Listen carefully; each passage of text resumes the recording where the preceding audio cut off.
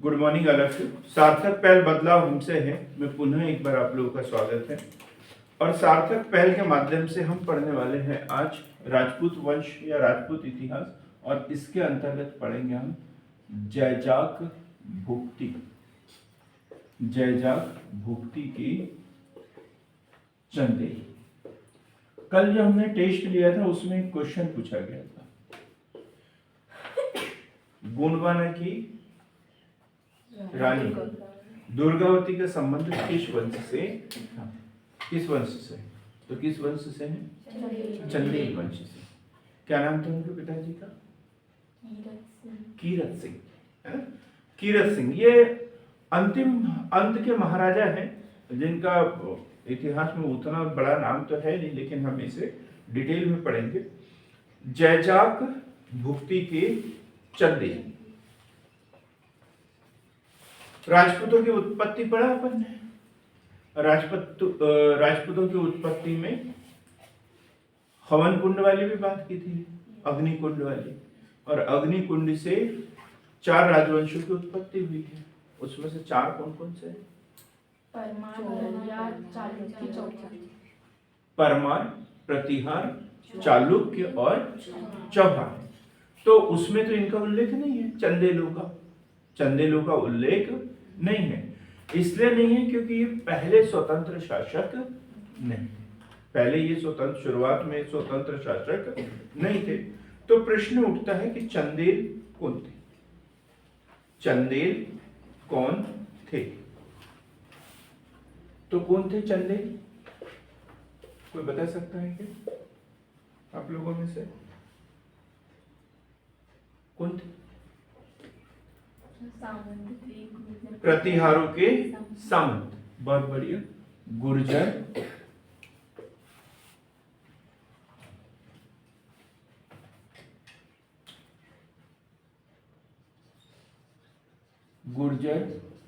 प्रतिहारों की सामंत थे।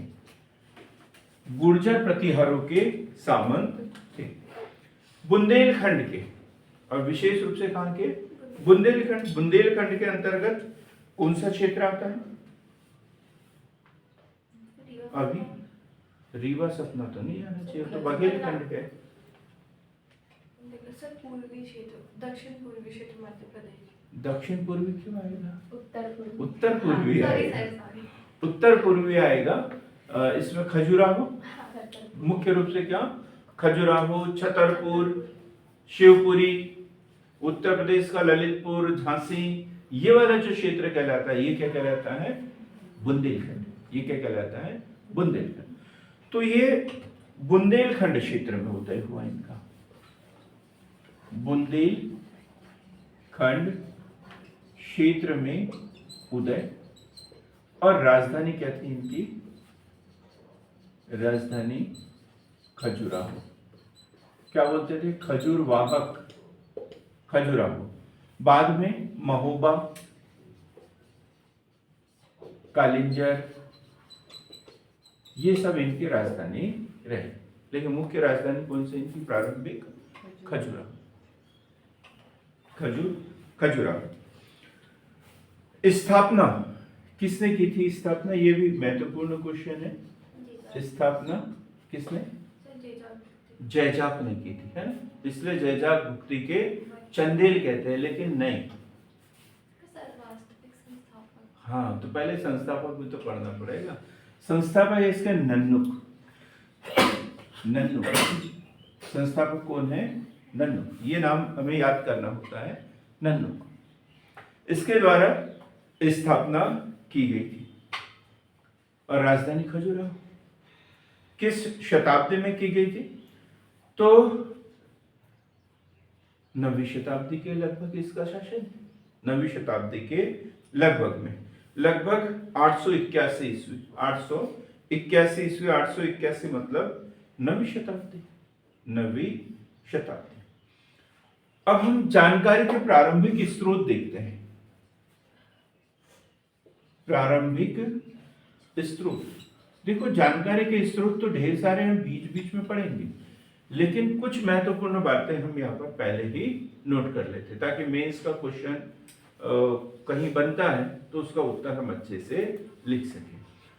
तो खजुराहो के मंदिर,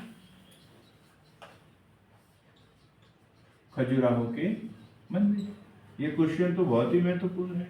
सामान्य से एग्जाम में जो मैं बताता हूँ ना 50-60 क्वेश्चन बड़े सरल सरल पूछे जाते हैं, तो उसमें ये क्वेश्चन पूछ लेता है खजुराहो के मंदिरों का निर्माण किसने किया है।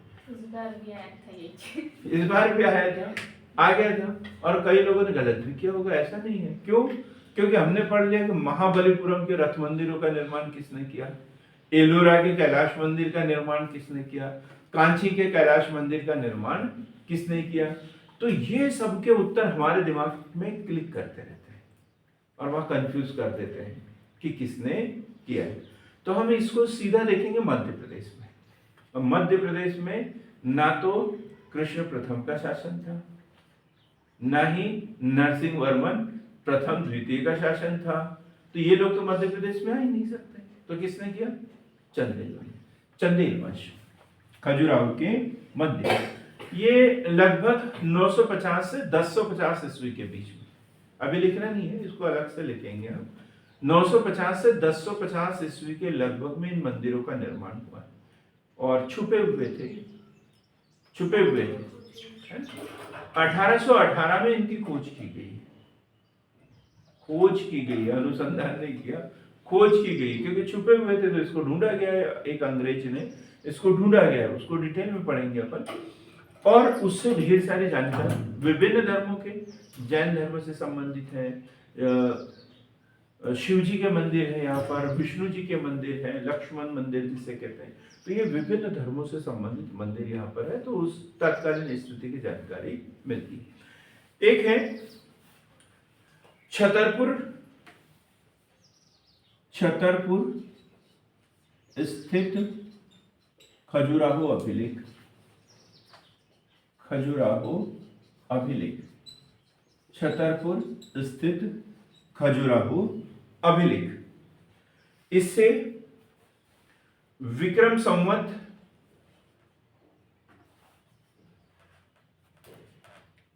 व ईस्वी संवत दोनों में जानकारी लिखी कि निर्माण कब हुआ, क्या हुआ। तो इसमें ईस्वी संवत भी और विक्रम संवत दोनों इसमें यहाँ पे डेट लिखी हुई है, मतलब दोनों सन की वहां पे लोगों को जानकारी थी।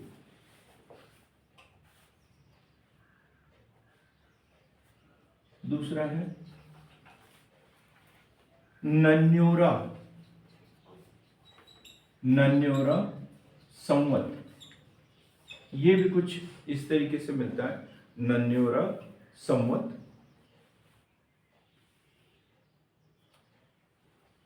या नन्योरा अभिलेख लिखेंगे इसे, और वहां पर भी दोनों तीनों संवत की जानकारी मिलती है। और ये कहां पर है? हमीरपुर उत्तर प्रदेश में, हमीरपुर उत्तर प्रदेश। अगला लिखेंगे मऊ प्रस्तर अभिलेख, मऊ प्रस्तर अभिलेख, मऊ प्रस्तर अभिलेख। अब हम साहित्यिक स्रोत देखते हैं, साहित्यिक स्रोत। ये जो छतरपुर स्थित खजुराहो अभिलेख, देखो ये उतना बड़ा कोई महत्व नहीं है, लेकिन चूंकि मध्य प्रदेश का इतिहास भी हम इससे कवर कर रहे हैं, तो ये क्वेश्चन हमारे लिए इंपॉर्टेंट है। ये कहां पर है, किस वंश से संबंधित है। जैसे नन्योरा अभिलेख, तो इसमें 2-3 संवत में वहां पे सन दिया हुआ है कि किसी को कंफ्यूज ना होकर। तो साहित्यिक स्रोत में है प्रबोध चंद्रोदय, प्रबोध चंद्रोदय, प्रबोध चंद्रोदय। साहित्यिक स्रोत में एक रचना है प्रबोध चंद्रोदय। कोई बता सकता है कि किसने लिखा है प्रबोध चंद्रोदय? प्रबंध चिंतामणि देख लिया अपन ने, हम प्रबोध चंद्रोदय की बात कर रहे हैं। हेमचंद नहीं, हेमचंद का तो नहीं है, न तो हेमचंद है और न ही जीन सेंचुरी है। हाँ, आपसे थोड़ी सी उम्मीद रहती है मुझे, तो पढ़ के आया करो। ये बताया भी था ना कि हम ये पढ़ेंगे करके। तो लिखेंगे प्रबोध चंद्रोदय जो है कृष्ण मित्र। कृष्ण मित्र किसने लिखा है? ये कृष्ण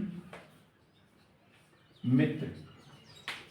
कृष्ण मित्र प्रबोध चंद्रोदय। देखो चंदेल और चंद्रोदय, चंदेल और चंद्रोदय, भाई ये कहां से आए हैं? ये चंदेल वंश के शासक कहां से आए हैं? इनका नाम चंदेल क्यों पड़ा? ये पूरी जानकारी इसमें दी हुई है। ये चंदेल कैसे बन गए? जो प्राचीन चंद्रवंश सूर्यवंशी के बारे में पढ़ा था, फिर जो पुत्री थी उनकी, उसको चंद्रमा माना गया और उसके जो वंशज हुए उसे क्या बोला गया है? चंदेल। उसे क्या बोला गया है? चंदेल। तो प्राचीन इससे तुलना की गई है इसमें। फिर एक प्रबंध कोश। प्रबंध कोश, प्रबंध कोश ये हमने पढ़ा है कल परसों ही। प्रबंध कोश ये राजशेखर, राजशेखर का प्रबंध कोश। एक है आलाखंड।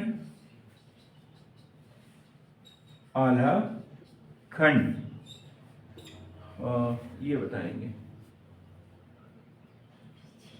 विजय, बताइए अब आलाखंड किसने लिखा है? सुनते तो बहुत है। हाँ जी, आलाउद्दीन। वो लिखेंगे कैसे? जो युद्ध लड़ रहा हो वो लिखेगा थोड़ी, लिखता तो वो जो दूर से देख रहा होगा। हाँ आप बताओ संतोष जी। नहीं पता? नहीं, आपको तो पता है नीलम? हाँ सही हाथ भी आला पर पड़ा है हमने। दोनों। आलाउद्दीन तो खूब सुनते हैं लेकिन गांव में तो खूब चलते रहता है। जगनिक। जगनिक किसने लिखा है ये? जगनिक। ये क्वेश्चन बहुत ही इंपॉर्टेंट है। जगनिक किस भाषा में लिखा है ये? बनाफरी भाषा में। बनाफरी भाषा में। कितनी लड़ाइयां हैं? 52 लड़ाई। 52 लड़ाइयां आज हम पढ़ेंगे इसमें।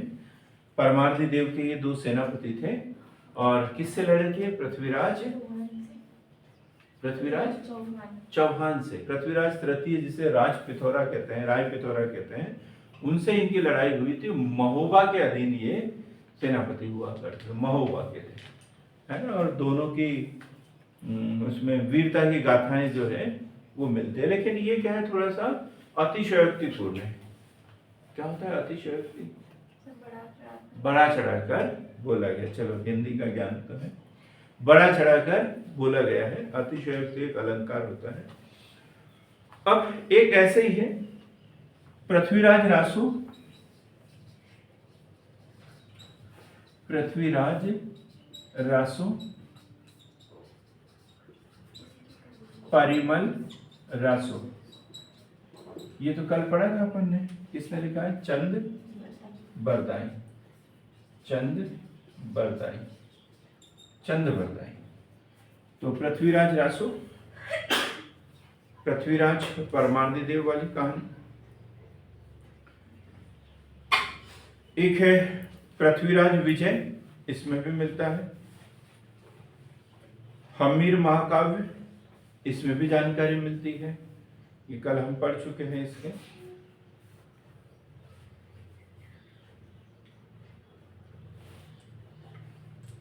एक मुस्लिम लेखक, इनके विवरणों से भी जानकारी मिलती है। निजामुद्दीन हसन निजामी। निजामुद्दीन, मुस्लिम लेखकों के नाम भर लिखेंगे, एक नाम लिखना है।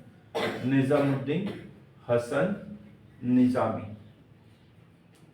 निजामुद्दीन हसन निजामी। और एक लिखेंगे इब्ज उल अतहर। इब्ज उल अतहर। डिटेल में इसलिए नहीं पढ़ेंगे क्योंकि इसके आगे इनके कथन हमें पढ़ना है और एक तरफ से हम उसको लिखते चलेंगे। तो हमें प्रारंभिक जानकारी मिल गई कि गुज्जर प्रतिहारों के ये सामंत थे और बुंदेलखंड क्षेत्र में इनका उदय हुआ। राजधानी इन्होंने खजुराहो को बनाई, फिर महोबा कालिंजर इनकी राजधानी रही है। जो एक स्थापना के रूप में नाम मिलता है नन्नुक का, लेकिन ये कोई स्वतंत्र शासक नहीं थे, लेकिन ये वे सामंत प्रथा, सामंतों के रूप में इन्होंने अपने आप को सुदृढ़ कर लिया था। नन्नु स्रोत, जानकारी के स्रोत तो अभिलेखीय साक्ष्य भी है, इनके मंदिर वगैरह हैं, और साहित्यिक स्रोत भी इनके मिलते हैं। और दोनों संवत में जानकारी मिलती है, ईस्वी संवत में भी जानकारी मिलती है, विक्रम संवत में भी जानकारी मिलती है। अब हम एक एक शासक की बात करेंगे, उनकी महत्वपूर्ण उपलब्धि क्या थी और क्या क्या इनके स्रोत हैं। तो सबसे पहले हम बात करते हैं नन्नुक की,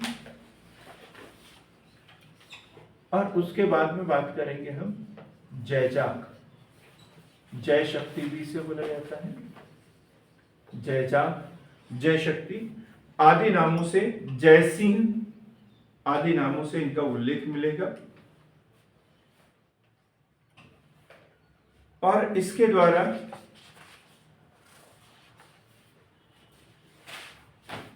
लगभग 881 से 925 ईस्वी तक ये दोनों शासक 925 ईस्वी तक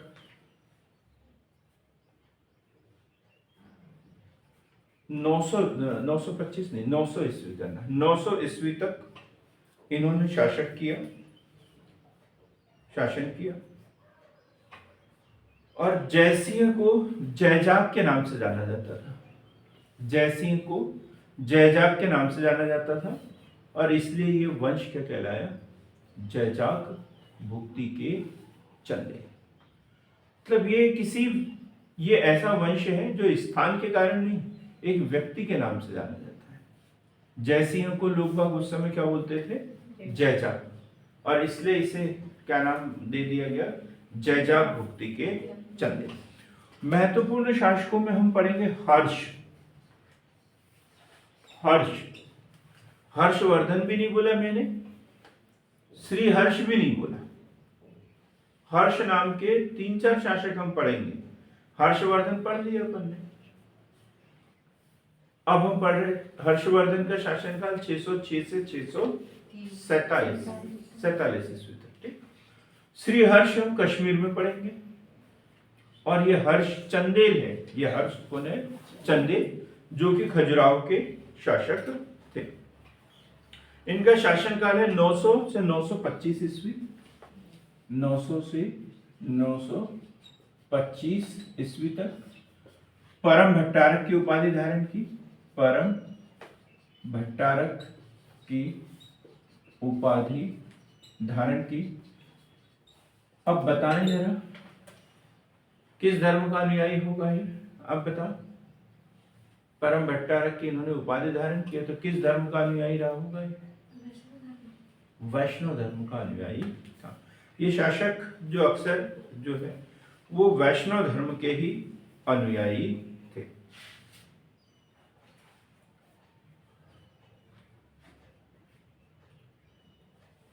हर्ष द्वारा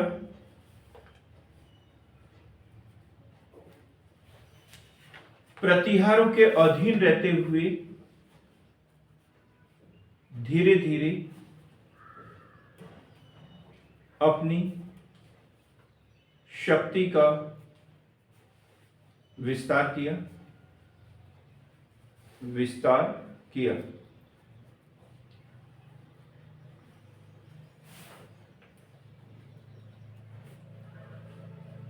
हर्ष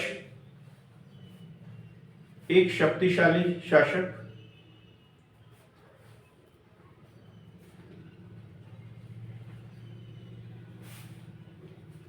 नन्योरा पत्र से जानकारी मिलती है कि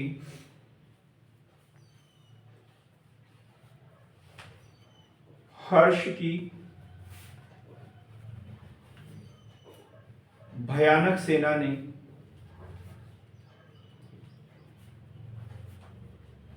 हर्ष की भयानक सेना ने चारों ओर आतंक फैला दिया था।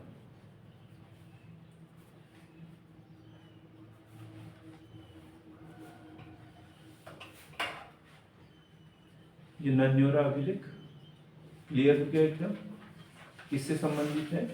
चंदेल शासक हर्ष से संबंधित। ठीक, ये आगे और एक लिखेंगे। खजुराहो लेख के अनुसार, खजुराहो लेख के अनुसार उसने प्रतिहार शासक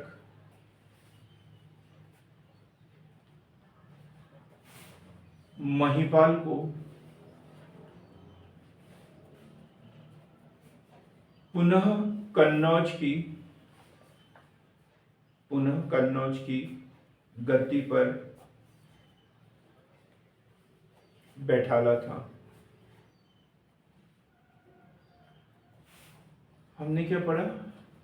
त्रिपक्षीय संघर्ष, पाल, प्रतिहार और राष्ट्रकूट। तो इसमें एक दूसरे को पराजित करते थे कन्नौज को अधिकार करने के लिए। तो जब महिपाल कन्नौज का शासक था तो ये बोला जाता है कि राष्ट्रकूट शासक इंद्र तृतीय, कौन? लिखना नहीं है, ऐसे ही समझ सकता है। इंद्र तृतीय ने महिपाल को पराजित किया और कन्नौज पर अधिकार कर लिया था। ऐसी स्थिति में खजुराहो अभिलेख से जानकारी मिलती है कि इस हर्ष ने इंद्र तृतीय को पराजित करके पुनः जो है महिपाल को कन्नौज की गद्दी पर बैठाला। तो इस बात की पुष्टि भी होती है कि अभी भी ये स्वतंत्र शासक थे क्या? नहीं। किसके अधीन शासन कर रहे थे? ये प्रतिहारों के सामंत के रूप में शासन कर रहे थे, लेकिन उनके अधीन रहते हुए इन्होंने अपनी शक्ति को बढ़ाना ठीक समझा। और यदि उनके अधीन नहीं रहते तो उनसे भी संघर्ष करना पड़ता, फिर इतना नहीं हो सकता था जो वो चाहते थे। जैसे जैसे प्रतिहार साम्राज्य कमजोर होता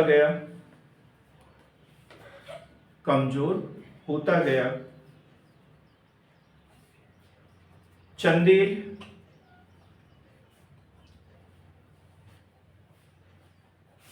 अपने साम्राज्य का विस्तार करते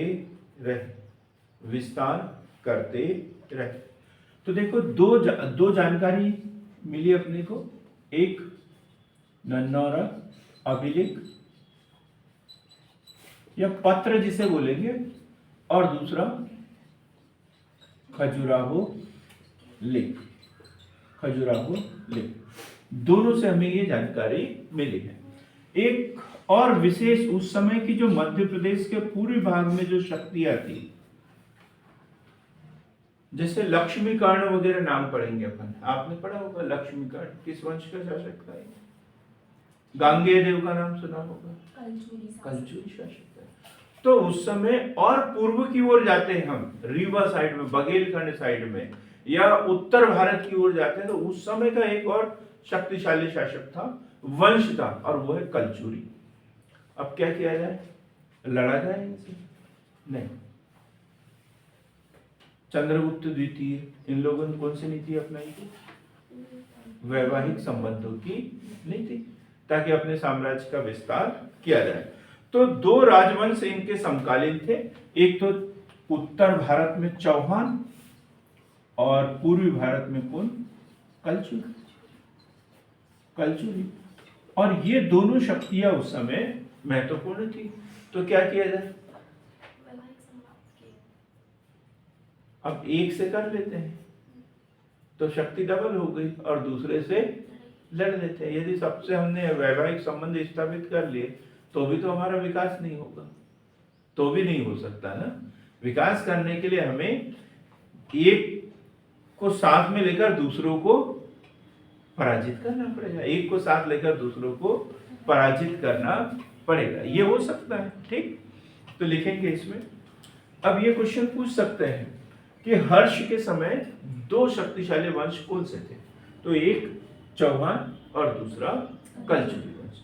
तो लिखेंगे कलचुरी वंश के साथ वैवाहिक संबंध स्थापित कर अपनी स्थिति सुदृढ़ की,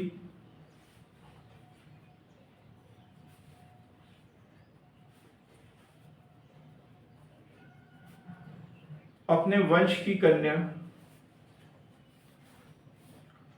नट्टा देवी का विवाह, नट्टा देवी का विवाह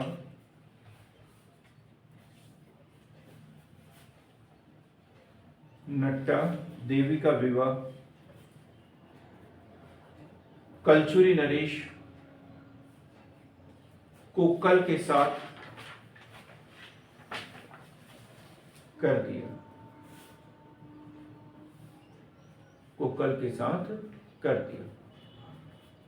अब देखो उस समय चौहान वंश था, लेकिन ऐसे कोई संघर्ष का उल्लेख नहीं मिलता है। संघर्ष का उल्लेख कब मिलेगा? 13वीं शताब्दी में, 12वीं 13वीं शताब्दी में पृथ्वीराज चौहान, परमार्ददेव, इनके बीच में संघर्ष मिलेगा, लेकिन अभी कोई संघर्ष नहीं है। इसका मतलब यह है कि यहां पर भी कुछ न कुछ वैवाहिक संबंध उनके स्थापित है, लेकिन बाद में उनमें संघर्ष देखने को मिलेगा। तो आगे एक और लाइन लिखेंगे, तथा हर्ष ने स्वयं का विवाह चौहान वंश की कन्या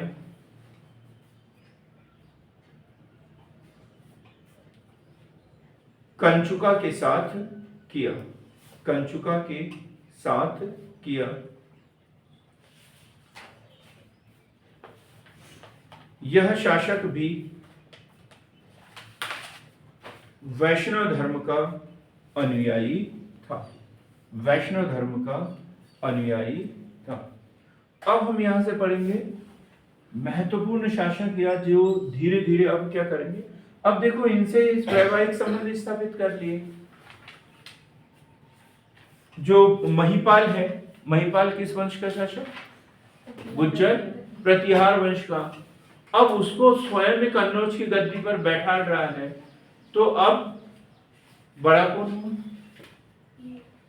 ये लोग हो गए ना, इनकी शक्ति ज्यादा हो गई, तो अब इनको उनके अधीन काम करने की जरूरत बची क्या? नहीं। अब धीरे धीरे उन्होंने अपनी स्वतंत्रता की घोषणा करना शुरू कर दिया, और इसमें महत्वपूर्ण नाम आता है यशो वर्मन। यशो वर्मन, हमने पहले यशोधर्मन पढ़ा था, मंदसौर प्रशस्ति या मंदसौर अभिलेख 630 ईस्वी के लगभग का। तो यशोधर्मन था ओलिगर वंश का शासक, मालवा नरेश जिसे कहते थे। लेकिन अब हम किसको पढ़ रहे हैं? यशो वर्मन। ये दोनों में कंफ्यूज हो जाते हैं। मंदसौर प्रशस्ति, दोनों नाम एक साथ दे दिए जाते हैं, यशो वर्मन, यशो धर्मन, तो वहां कंफ्यूज हो जाते हैं। तो मंदसौर प्रशस्ति किससे संबंधित है? पक्का यशो धर्मन ही बोला ना? हाँ ठीक है। अब हम बात करेंगे यशो वर्मन।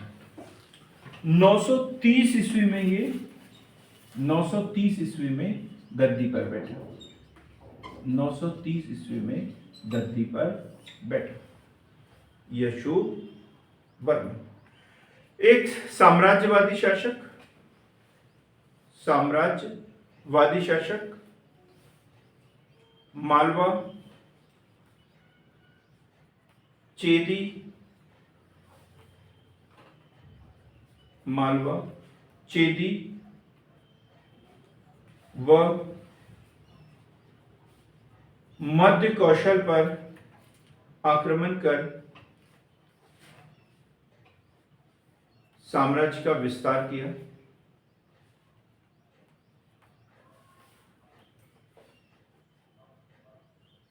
कन्नौज पर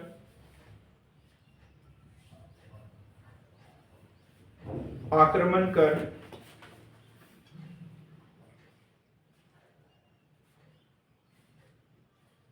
गुज्जर प्रतिहार वंश को समाप्त कर दिया।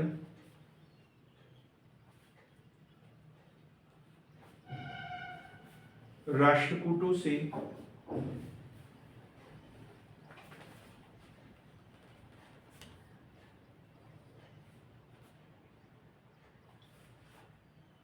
राष्ट्रकूट शासक उस समय गोविंद चतुर्थ थे। राष्ट्रकूटों से कालिंजर का प्रसिद्ध दुर्ग जीत लिया। ये क्वेश्चन भी बना है कि कालिंजर जो इनकी बाद में कभी राजधानी भी बनेगा, तो ये किसके अधीन था? राष्ट्रकूटों के अधीन। और किसने प्राप्त किया? यशोवर्मन ने। यशोवर्मन ने कालिंजर किससे प्राप्त किया? ऐसा भी क्वेश्चन पूछ सकते हैं। तो किससे प्राप्त किया? गोविंद, राष्ट्रकूट नरेश गोविंद चतुर्थ से। ठीक। और उसी प्रकार इन्होंने कन्नौज किससे प्राप्त किया? गुर्जर प्रतिहारों से। ठीक। हाँ ठीक है, बता देता हूं मैं। इसके समय में दो महत्वपूर्ण घटनाएं। एक तो इसने कन्नौज पर आक्रमण किया और गुज्जर प्रतिहार वंश को खत्म कर दिया, समाप्त कर दिया, पहला। और दूसरा क्या किया इसने? जो राष्ट्रकूट नरेश है गोविंद चतुर्थ, उससे उस पर आक्रमण करके वहां से कालिंजर का दुर्ग प्राप्त किया। कालिंजर का दुर्ग, गोविंद चतुर्थ, राष्ट्रकूट नरेश। खजुराहो के लेख में यशोवर्धन को गौड़, खस,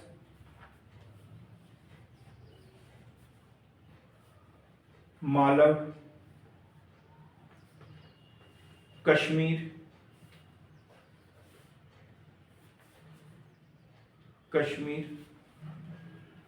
चेदी, कुरु आदि का विजेता बताया गया है। अब यही क्वेश्चन बन जाए, खजुराहो अभिलेख, तो हमें 3-4 लाइन लिखते आना चाहिए। तो हर्ष के बारे में भी जानकारी मिल रही है और दूसरी यशोवर्मन के बारे में इसमें जानकारी मिलती है कि उसने किस किस को पराजित किया। तो एक तो उसने गुज्जर प्रतिहारों पर आक्रमण कर उन्हें समूल नष्ट कर दिया, राष्ट्रकूटों पर आक्रमण कर उनसे कालिंजर का दुर्ग प्राप्त किया, साथ ही इन्होंने कश्मीर के शासक का भी नाश किया। ये सारे कश्मीर, खस, गौड़ मतलब बंगाल प्रांत वाले, इनको भी पराजित किया। और इस तरीके से उसने अपने साम्राज्य का विकास किया। ये साम्राज्यवादी होने के साथ साथ कला प्रेमी शासक भी है, बड़े निर्माण कार्य भी किए उन्होंने। जो खजुराहो के मंदिर बने हैं वो इन्हीं के समय के बने हैं। ये इसका नाम, दूसरा नाम क्या मिलता है? एक लक्ष्मण मंदिर है वहां पर खजुराहो में। आप तो समझ गए होंगे। अब लक्ष्मण मंदिर है, किसका है ये? विष्णु जी का है। और लक्ष्मण तो शेषनाग जी का होता है। तो नाम क्यों है लक्ष्मण मंदिर का? क्योंकि यशोवर्मन का दूसरा नाम क्या है? लक्ष्मण वर्मन। यशोवर्मन का दूसरा नाम क्या मिलता है? लक्ष्मण वर्मन भी मिलता है। इसलिए उसने जो मंदिर बनाया उसके नाम के आधार पर क्या नाम रखा उसने? लक्ष्मण मंदिर। क्लियर है एकदम?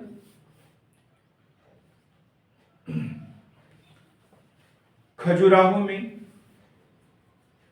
लक्ष्मण मंदिर,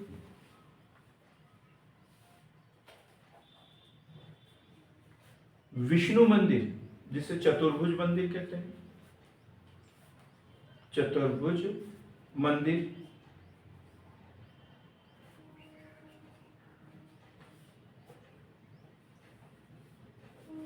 वह एक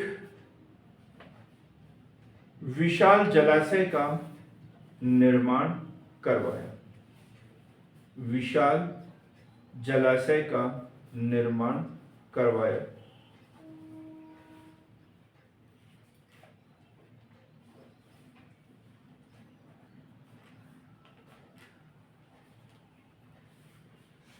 प्रतिहार शासक देवपाल से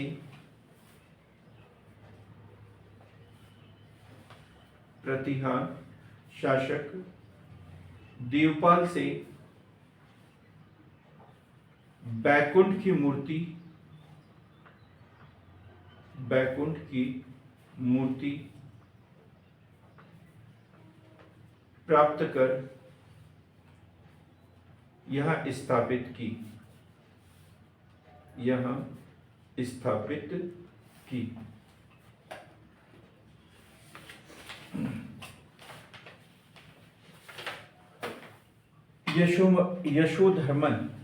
यशोवर्मन इसका शासनकाल 930 से 950 ईस्वी तक।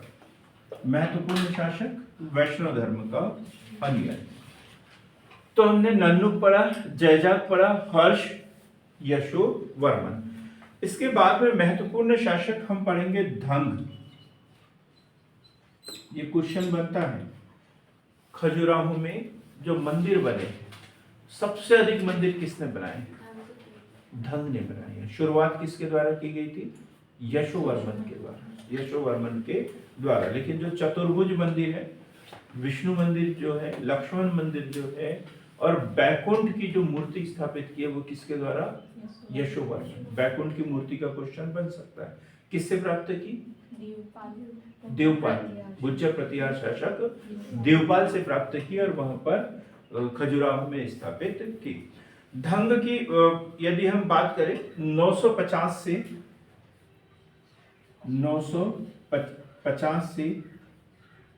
1002, 950 से 1102 ज्यादा हो जाएगा। सर 00 सर 202 ये कितने वर्ष हो गए यहाँ पर? 50 सर 100 वर्ष से ज्यादा हो गए हैं? 150 तो मिस्टेक है यहाँ पर 1002। ठीक, लेकिन इसके बारे में एक कहानी भी है। इसने ये पहला व्यक्ति इतिहास में मिलता है जिसने अपने जीवन काल के कितने वर्ष पूरे किए थे? 100 वर्ष पूरे कर लिए थे। 100 वर्ष तक ये जीवित रहा था। शासनकाल तो 1002 तक है, लेकिन अपने जीवन काल के 100 वर्ष इसने पूरे किए थे। और स्वेच्छा से फिर क्या किया इन्होंने? जल समाधि ली थी। बड़ा डिटेल में पढ़ना है, पिछले साल भी क्वेश्चन पूछा गया था इससे संबंधित। तो धंग की बात कर रहे हैं। चंदेल वंश का शासक, माता का नाम पुष्पा देवी।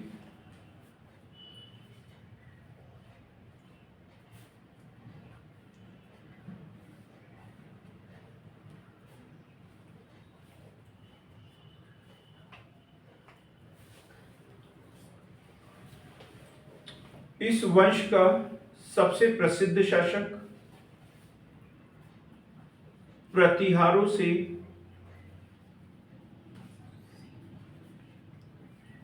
पूर्ण स्वतंत्रता का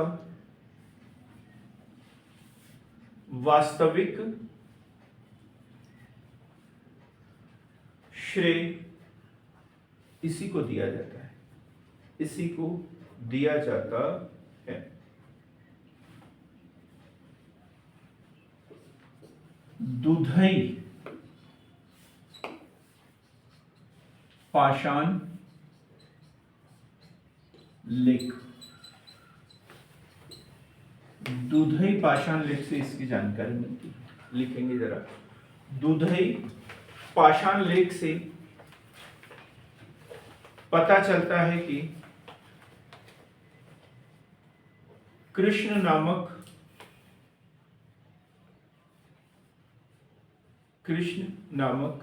एक धंग का छोटा भाई था,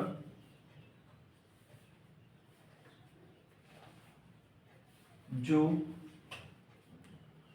चंदेलों की स्वाधीनता का जन्मदाता था। चंदेलों की स्वाधीनता का जन्मदाता था। ढंग ने कालिंजर को अपनी राजधानी बनाया। कालिंजर को अपनी राजधानी बनाया। ग्वालियर पर अधिकार किया। अब इनके भी सामंत होने लग गए। पहले ये दूसरों के सामंत थे, अब ये सामंत होने लग गए। इनके सामंत हुए, ग्वालियर पर इन्होंने अधिकार कर लिया और वहां पर कच्छप घात वंश करके एक वंश था, तो उनको अपने अधीन कर लिया। कच्छप घात आगे पढ़ेंगे, कच्छप घात वंश। अपने साम्राज्य का विस्तार बनारस, प्रयाग तक किया।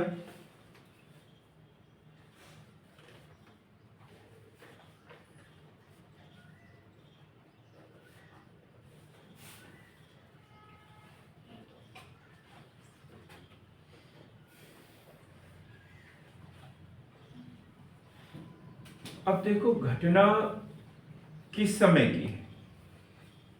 धंग और उसका एक बेटा है विद्याधर। धंग और उसका बेटा विद्याधर।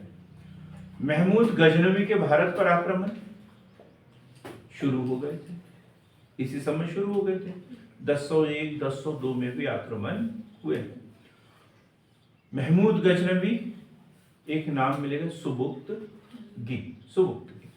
उसके नेतृत्व में आक्रमण हो रहे थे, ठीक। और उस समय गुजरात साइड में आक्रमण होते थे, और वहां पर एक जयपाल करके हिंदू शाही शासक शासन कर रहा था। क्या नाम था? जयपाल। जब सुबुक्तगीन ने उसके ऊपर आक्रमण किया तो इसने लड़ा नहीं और आत्मसमर्पण कर दिया। और इनको जो धंग है और उसका बेटा विद्याधर है, इन दोनों को क्या लगेगा? बहुत बुरा लगेगा। तो ऐसा बोला जाता है कि धंग ने उसे मार दिया, कोई बोलते कि विद्याधर ने मार दिया। तो अलग अलग इसमें उल्लेख मिलता है, लेकिन इन्होंने उसकी हत्या कर दी थी, ये क्लियर है। लिखेंगे अब इसे। उस राजा की हत्या कर दी थी। हाँ, जयपाल की हत्या कर दी थी, ठीक। पूरा बता रहा हूं मैं।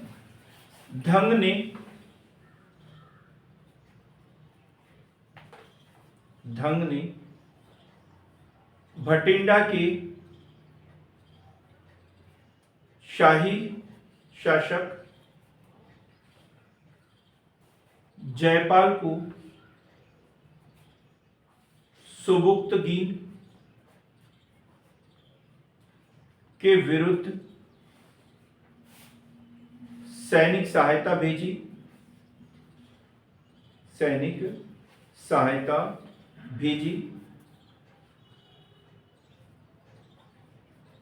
तथा सुबुक्तगीन के विरुद्ध बने हिंदू राजाओं के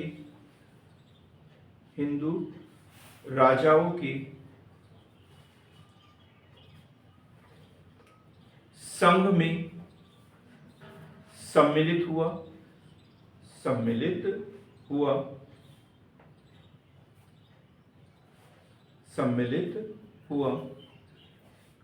धंग ने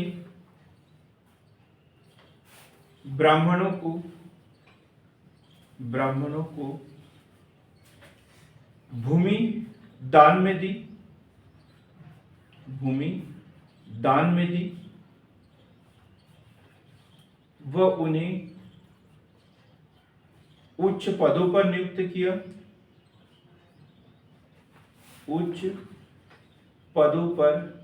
नियुक्त किया।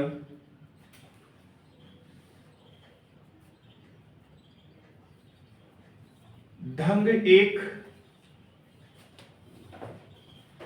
महान निर्माता था।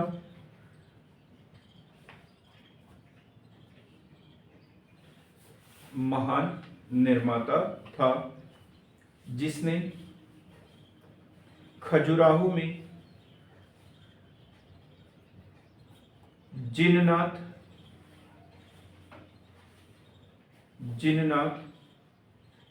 विश्वनाथ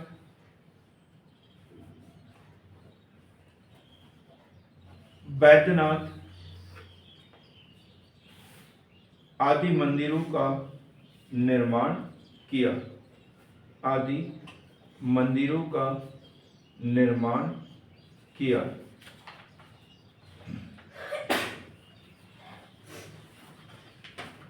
क्लियर? अब इसको एक बार और देखते हैं। धंग, दुधई पाषाण लेख से जानकारी मिलती है कि इसका एक भाई था। भाई का नाम क्या था? कृष्ण। कृष्ण और कुछ था? कृष्ण क्या है? कृष्ण। और वो वास्तव में वो स्वतंत्रता का संस्थापक था। उन्होंने उनकी प्लानिंग थी कि हमें अब गुज्जर प्रतिहारों के अधीन काम करने की आवश्यकता नहीं है। गुज्जर प्रतिहार शासकों में यदि ये पूछ लिया जाए निम्नलिखित में से कौन सा गुज्जर प्रतिहार शासक कन्नौज का शासक बना था, कन्नौज पर अधिकार किया था, तो वो कौन था? धंग। कौन सा? धंग। इन्होंने कन्नौज पर अधिकार किया था। साथ ही इन्होंने राजधानी कहाँ बनाई थी? कालिंजन। राजधानी कहाँ बनाई? कालिंजन। ग्वालियर पर अधिकार किया। किस वंश का शासन था वहां पे? कच्छप भात वंश का शासन था।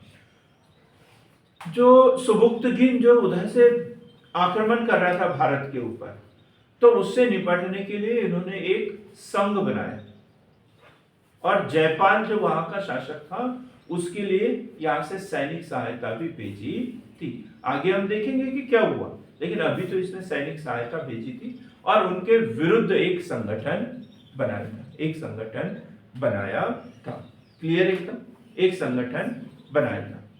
महान निर्माता कौन कौन से मंदिर बनाए, यहां से क्वेश्चन उठता है। कौन कौन से मंदिर बनाए इन्होंने वहां पे? जिननाथ, विश्वनाथ और वैद्यनाथ। जिननाथ, विश्वनाथ, वैद्यनाथ। चतुर्भुज मंदिर किसने बनाया था?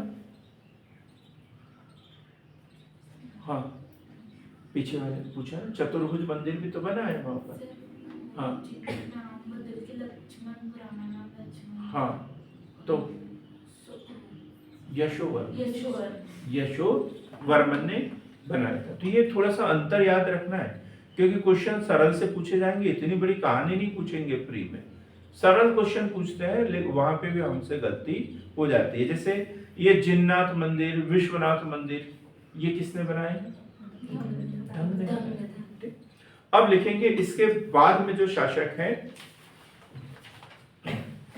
धंग के बाद में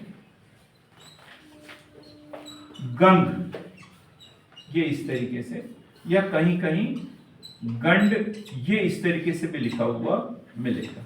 ठीक है, गंग।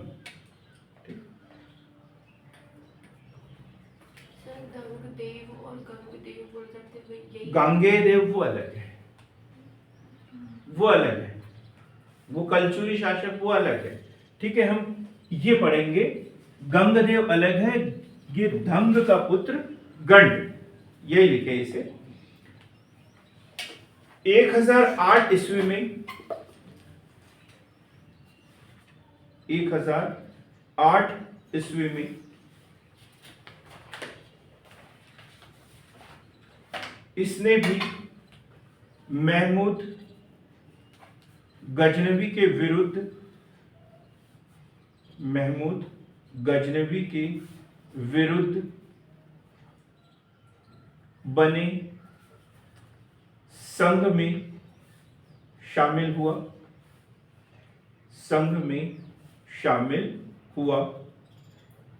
वह जयपाल के पुत्र आनंद पाल को सहायता भेजी। कोई बड़ा शासनकाल नहीं इनका।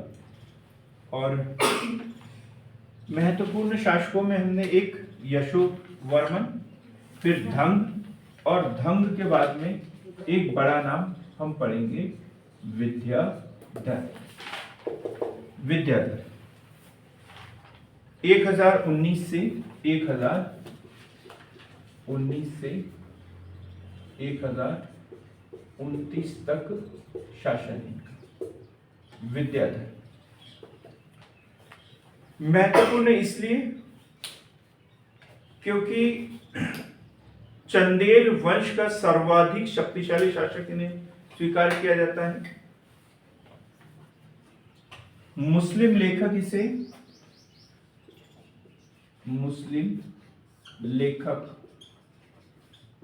दो नाम, यहां पे भी क्वेश्चन है, नंद तथा विदा, दो नामों से इसका जो अपन ने मुस्लिम लेखकों के नाम पढ़े तो उन्होंने क्या बोला है, नंद और विदा। ये दोनों किसके लिए शब्द इस्तेमाल किए गए हैं, विद्याधर के लिए। ये क्वेश्चन बन सकता है कि मुस्लिम लेखकों द्वारा किस शासक के लिए नंद तथा विदा शब्द का इस्तेमाल किया गया है, तो विद्याधर के लिए, या विद्याधर के लिए कौन से शब्द का इस्तेमाल किया गया है, तो नंद तथा विदा। नंद तथा विदा।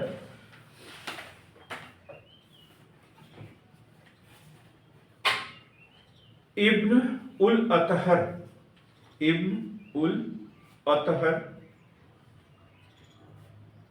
के अनुसार 1019 ईस्वी में कन्नौज की प्रतिहार शासक की महत्वपूर्ण घटना है। कन्नौज की प्रतिहार शासक राज्यपाल के ऊपर महमूद गजनवी ने आक्रमण किया। महमूद गजनवी के ऊपर आक्रमण किया।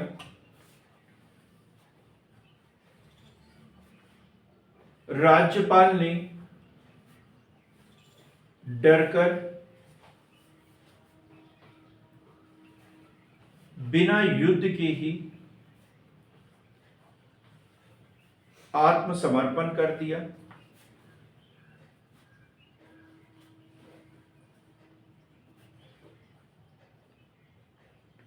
विद्याधर को इस घटना की सूचना मिली।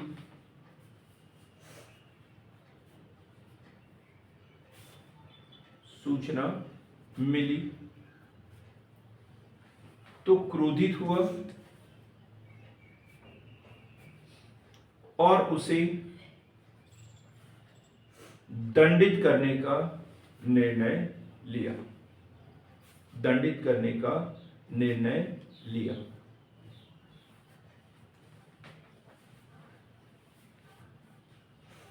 कहा जाता है कि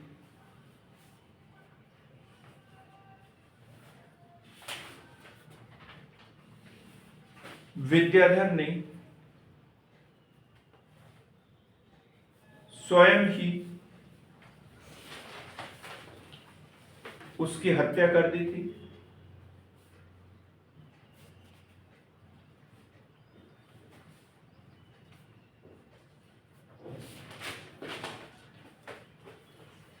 उल्लेख यह भी मिलता है कि अपने सेनापति कच्छप घात वंश के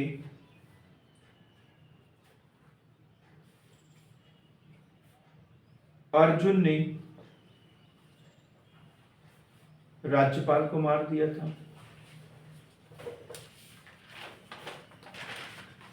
अब यहां थोड़ा सा समझने की जरूरत है। राज्यपाल कहां का शासक, कन्नौज। और अब महमूद गजनवी स्वयं आक्रमण कर रहा है। 1019 की घटना है और राज्यपाल पर उसने आक्रमण किया।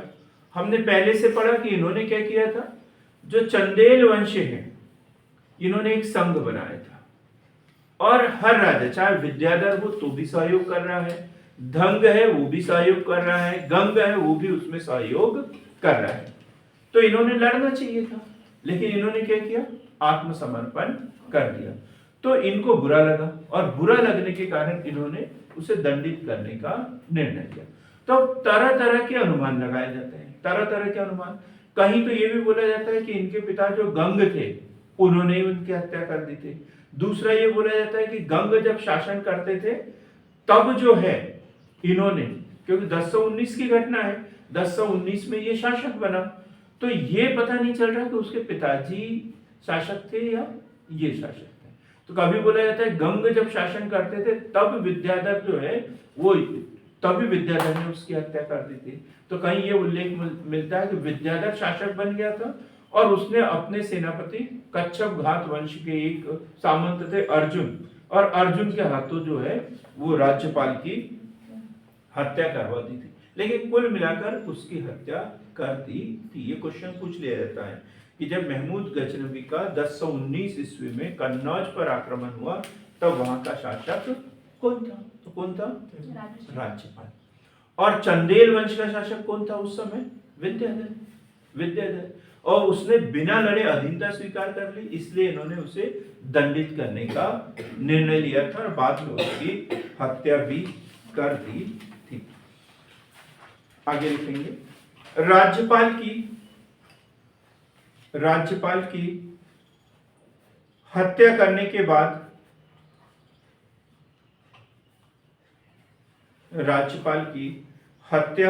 करने के बाद विद्याधर की ख्याति चारों तरफ फैल गई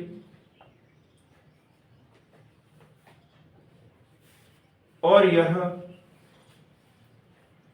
महमूद गजनवी के लिए खुली चुनौती थी।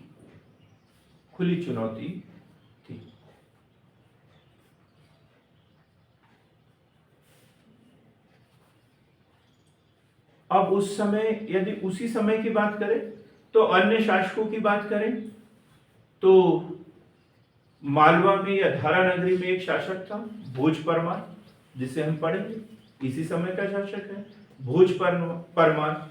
और एक वो वंश था जिससे उन्होंने वैवाहिक संबंध स्थापित किए थे। कौन थे? कलचुरी वंश। और कलचुरी वंश के शासक थे लक्ष्मीकर्ण। इन दोनों को भी इसने पराजित किया।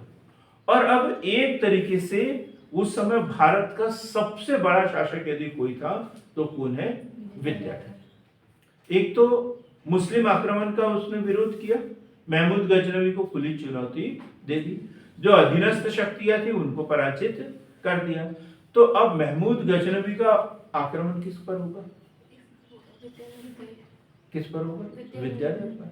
और विद्याधर क्या करेगा?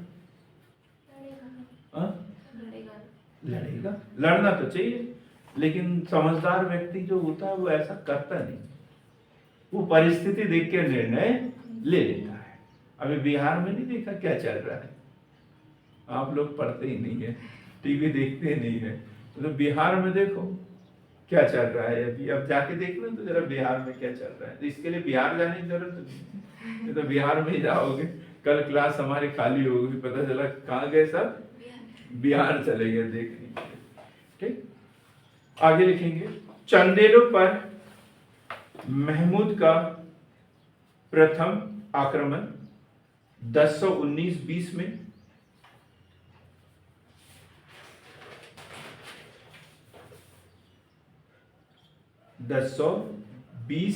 1920 ईस्वी में विद्याधर ने राजनीतिक सूझबूझ का परिचय दिया।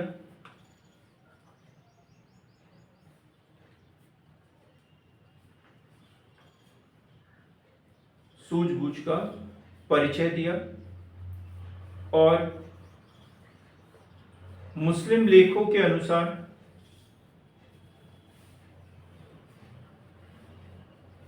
विद्याधर पराजित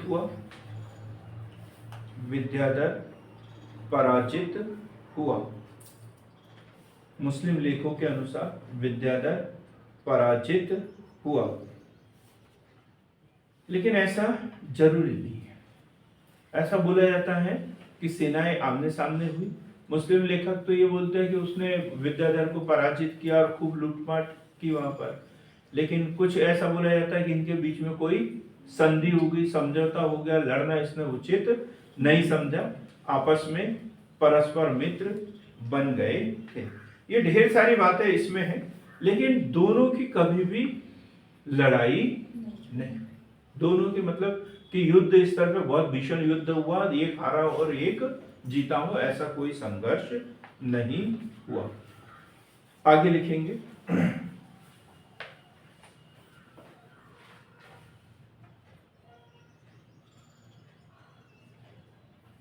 परमार्दी देव, अगला जो शासक है परमार्दी देव। बीच में और भी छोटे मोटे शासक बने हैं, लेकिन उनकी उतनी बड़ा कोई योगदान नहीं है।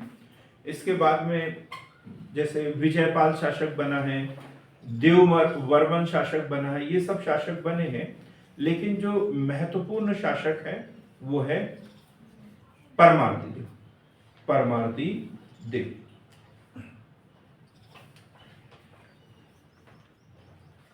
क्या कहानी है परमार्दी देव की?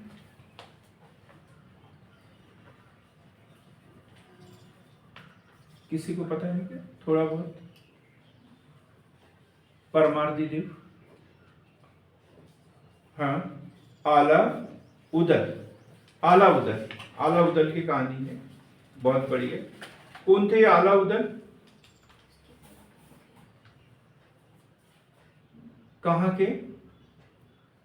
कहाँ के सेनानायक थे?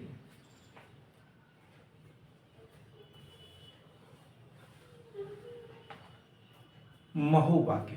कहाँ के थे? महोबा के। ठीक, ऐसा बोला जाता है कि पृथ्वीराज चौहान जो है, जिसे राय पिथोरा कहते हैं, 1181-82 में एक अभियान पर जा रहे थे और रास्ता भटक गए, और कहां पहुंच गए वो? महो। कहां पहुंच गए? महोबा। और वहां पर आला उदल तैनात थे, परमार्दी देव के 2 विश्वस्त सैनिक। जबकि ये लड़ना नहीं चाहते थे। कौन? परमार्दी देव। फिर भी वहां लड़ाई हुई। उन्होंने बहुत अधिक कुशलता का परिचय दिया, नेतृत्व क्षमता का, वीर नायकों की तरह परिचय दिया, और फिर भी उनकी पराजय हुई। आला उदल की कहानी परमार्दी देव से संबंधित है। ठीक है। चंदेल वंश का लिखेंगे, अंतिम शक्तिशाली शासक परमार्दी देव, जिसे परमल के नाम से भी जाना जाता है।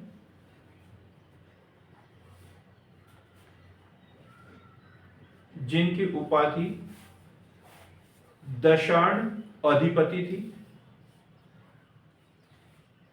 दशाण अधिपति थी। दशाण अधिपति 1182 ईस्वी में 1182 ईस्वी में पृथ्वीराज ने महोबा पर आक्रमण किया।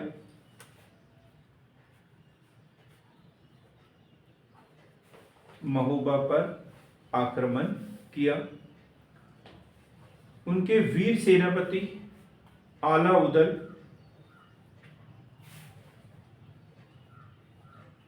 लड़ते हुए मारे गए।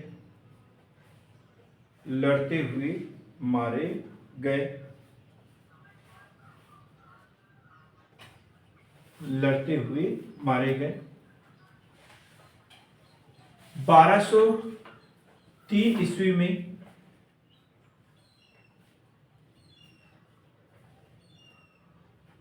कुतुबुद्दीन ऐबक ने कालिंजर पर आक्रमण किया। कालिंजर पर आक्रमण किया। यह भी महत्वपूर्ण घटना है। यह भी महत्वपूर्ण घटना है। अब देखो, इतिहास अपने आप को दोहराता है। पहले राज्यपाल पर आक्रमण किया था 1019 में। किसने? महमूद गजनवी ने। महमूद गजनवी ने। और तब क्या किया था, उसने आत्मसमर्पण कर दिया था, तो विद्याधर ने उसकी हत्या कर दी थी। अब वंश तो वही चल रहा है, इधर आक्रमणकारी बदल गए। अब महमूद गजनवी की जगह कौन है, महमूद गोरी है, और महमूद गोरी का सेनापति कौन है, कुतुबुद्दीन ऐबक। इसे डिटेल में पढ़ेंगे बाद में हम, अभी तो सिर्फ जहाँ जिस घटना को अपने को स्पष्ट करना है वही पढ़ेंगे। कुतुबुद्दीन ऐबक उसने भी कालिंजर पर आक्रमण किया, और जो शासक है वो लड़ना नहीं चाह रहा, उसने आत्मसमर्पण कर दिया। तो अब क्या करेगा, एक उसका भी सेनापति है अजय राज, है ना, वो बोलेगा साला हम लड़ने के लिए तैयार हैं, हम अपनी जान हथेली पर लेके लड़ रहे हैं और तुम हो कि वहां शांति समझौते कर रहे हो। तो उसने गुस्से में आकर उसकी हत्या कर दी, गुस्से में आकर उसकी हत्या कर दी। लिखेंगे इस घटना को भी, क्या लिखा, 1203 ईस्वी में कुतुबुद्दीन ने कालिंजर पर आक्रमण किया, और परमार्दी देव ने बिना लड़े ही आत्मसमर्पण कर दिया था।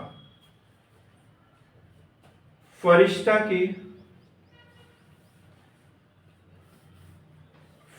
की विवरण से पता चलता है कि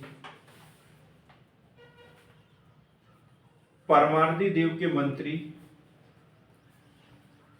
अजय देव ने परमार्दी देव की कायरता से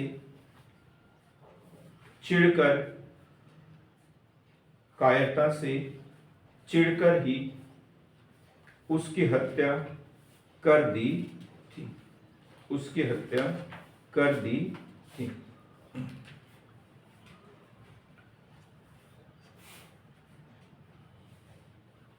अब लास्ट क्वेश्चन पढ़ेंगे आज का, कि अभी कालिंजर पर आक्रमण किया, लूटपाट किया, सब कुछ हुआ, लेकिन उसके बाद में भी चंदेल ही वहां पर शासक थे, और वो धीरे धीरे अपने आप को और सुदृढ़ करते रहे। कई बार पतन हुआ, वो सुदृढ़ करते रहे। यह एक महत्वपूर्ण क्वेश्चन बहुत बार एग्जाम में पूछा गया है कि कालिंजर को या महोबा को या फिर खजुराहो को दिल्ली सल्तनत में किसने मिलाया।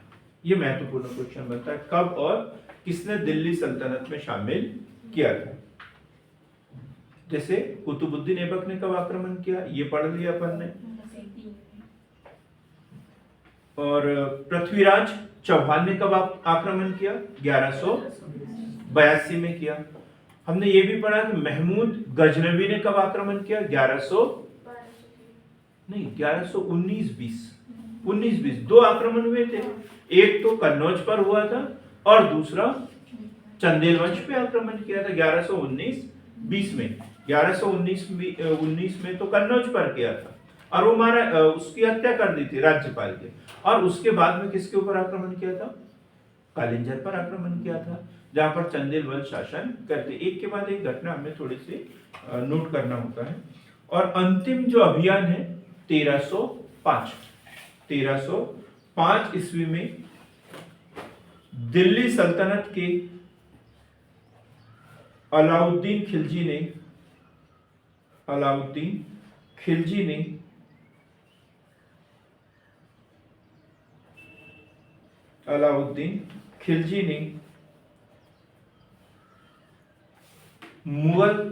दिल्ली सल्तनत में शामिल कर लिया, दिल्ली सल्तनत में शामिल कर लिया। अब चंदेल राज्य को दिल्ली सल्तनत में किसने शामिल किया, अलाउद्दीन खिलजी ने। कब, 1305 में।